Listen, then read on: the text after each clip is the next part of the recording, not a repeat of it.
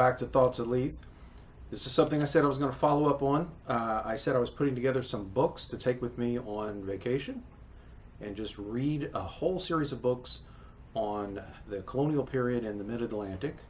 And that's what I'm going to do. I've decided it's going to be over Easter holiday, and I'll probably go down. I might spend some time at Colonial Williamsburg, at Outer Banks. But I'm going to take these books with me, and as I'm out wherever, just read through them. As I'm eating at a restaurant or sitting. I don't know if it'll be warm enough to sit on the beach. It won't be warm enough to swim, I'm almost certain. Now, this book I haven't unboxed, or I'm not unboxing it. I've already unboxed it, but I saw it and I didn't remember whether I brought it up. So I'm going to just briefly say that this is part of it. This is the First Frontier, and subtitled "The Forgotten History of Struggle, Savagery, and Endurance in Early America," and it's about that period, the colonial period, and all of the struggles that earlier when I was talking about how this period is interesting to me because it brings so many different people together in good ways and bad ways, and apparently that book is going to focus on the bad ways. You have to focus on, or you don't have to focus on that, but you do have to address it. So that book is going to be very interesting. Oh, this is very long. I may do that one last, just in case. I don't want to miss out on any other books because I don't get through that one. Recycling. Gotta remember where my recycling pile is. This book, The Unfortunately Named Pocahontas People, it's about the Powhatan Indians of Virginia through 4 centuries. And I had mentioned adding this group to my reading because I had something on the Catawba. This looks fantastic.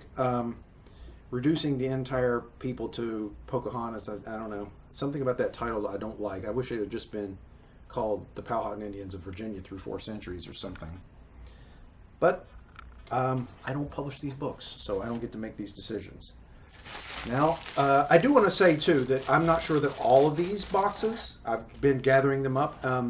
One particular item that I had been waiting on is delayed, so I decided to go ahead and do this, and then I will bring, actually, I'm going to save this one because it's not on the same topic, and I don't want to break up this stretch that I'm on.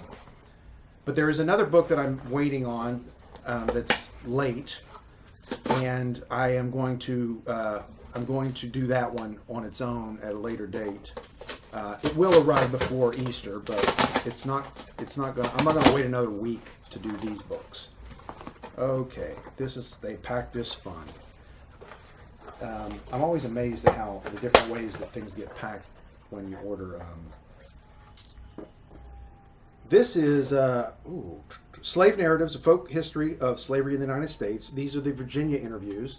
I believe I had either the North Carolina interviews or no, I had the volume 1 of the South Carolina interviews. So these are the Virginia interviews from that same series. And this was by the Works Progress Administration. Back in the early 1900s, they talked to former slaves and got their narratives, which of course puts this a bit outside of my, the period that I'm reading about. And slavery evolved a lot over the centuries that it existed here in North America. So these experiences aren't going to be exactly the same as experiences would have been in the 16 and 1700s, but very few of those. There are some good books on slave narratives from that period, but I kind of wanted to get a variety of different voices for that particular. And this is the volume 2 of the South Carolina narratives. I wanted to get something where you were going to have multiple people being interviewed and asked questions, and so you could get a diversity of voices from that particular experience.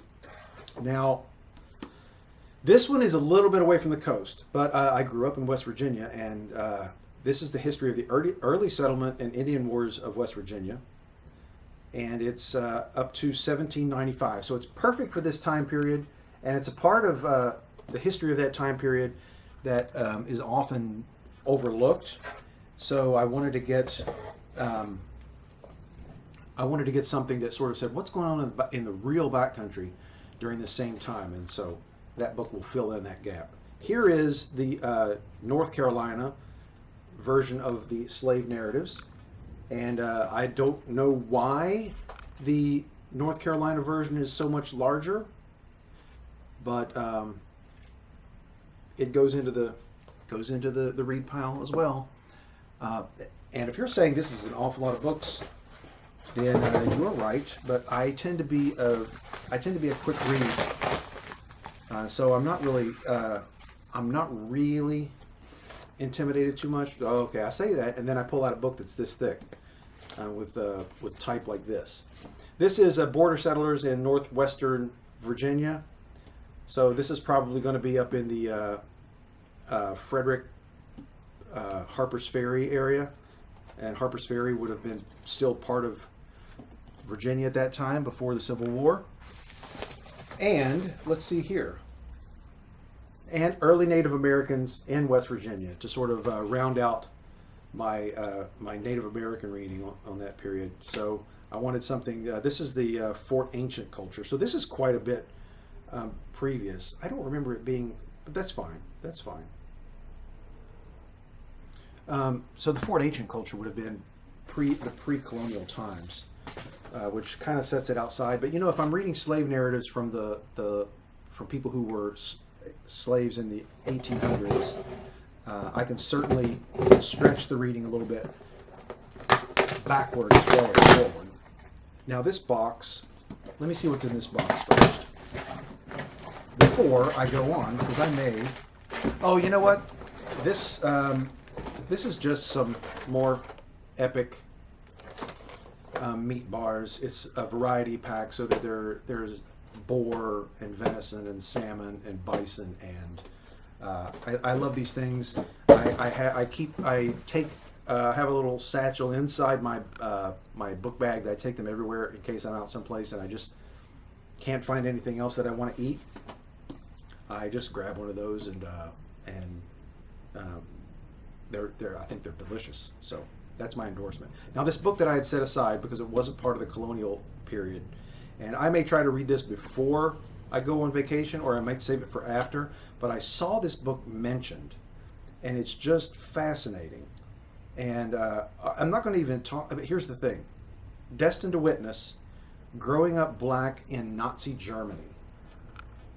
So, you know, this guy was in Nazi Germany, and I believe he's his son of a prominent African and a German nurse, and he remained behind with his mother when Hitler came to power due to concerns about his fragile health. So you can imagine, this is going to be a very fascinating book, and it's a unique perspective on a period of time that is well, that period of time is fascinating to a lot of people. I can't really lay claim to any kind of special fascination with it. But this, I thought, I mean, can you get a more unique perspective on what was going on then? Just very interesting, and I just saw it mentioned, looked at this guy up, and immediately said, I've got to read this book. This is unbelievable. I didn't even know this story existed. So there we go. That's my unboxing. And, you know, share, like, stay tuned, because I've got one more book coming, and I'm going to try to fit that in with some other stuff so that it's not just a very, very long discussion of a single book. And you know what I'm going to do? I'll probably do podcasts from my vacation itself, sort of updating you on the things that I'm reading or the places that I'm visiting.